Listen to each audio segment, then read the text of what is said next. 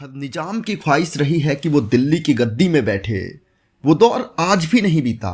कई लोग दिल्ली की गद्दी के लिए लड़ रहे हैं। पहले तलवारों से दुश्मनों को काट कर युद्ध जीते जाते थे, फिर एक दौर आया जब लोगों के खिलाफ साजिश करके तख्त ताज जीते या छीने गए।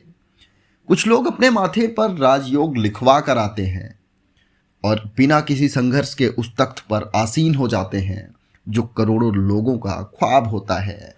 आज आपको राजीव गांधी के प्रधानमंत्री बनने की कहानी के बारे में बताते हैं। उनके प्रधानमंत्री बनने का फैसला कोलकाता से दिल्ली के बीच हवाओं में ही हो गया था। कैसे, आइए उस रोज का किस्सा सुनाता हूं। 31 अक्टूबर को इंदिरा गांधी को जब गोली लगी, उस वक्त उनके वारिस, उनके बचे हुए इकलौते बेटे राजीव गांधी बंगाल दौरे पर थे।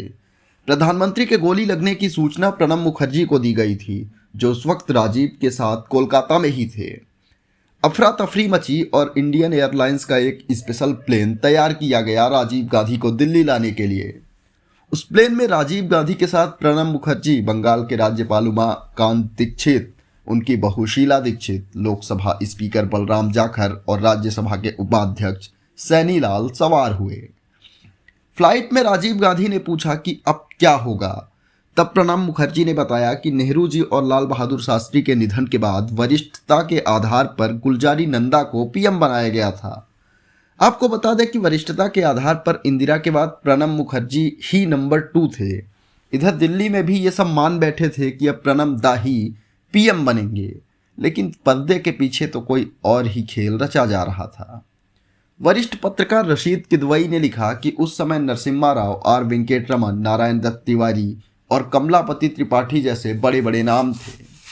पीसी अलेक्जेंडर ने अपने किताब through the corridors of power and Insiders story में लिखा कि जब एम्स में कांग्रेस के वरिष्ठ नेता शिवशंकर और बी शंकरानंद से अगले प्रधानमंत्री को लेकर बात की, तब प्रणब मुखर्जी के नाम पर दोनों ने सीधे सीधे इनकार कर दिया।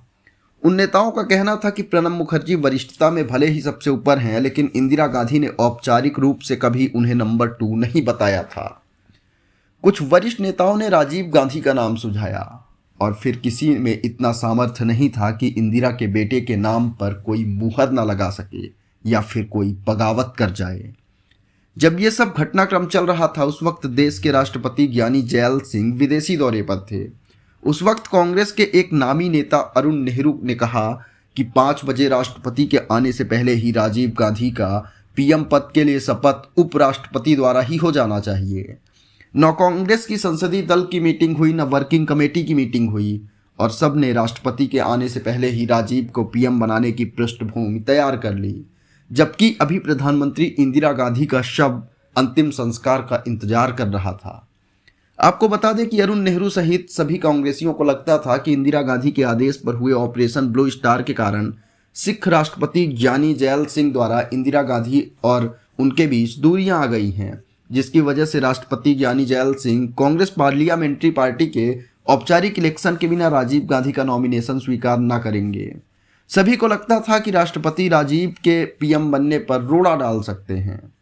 हालांकि रशीद किदवई बताते हैं कि राष्ट्रपति इंदिरा के विश्वास पात्र थे। उन्हें इंदिरा ने ही राष्ट्रपति बनाया था और उनके मन में भी राजीव गांधी को लेकर कोई संदेह नहीं था।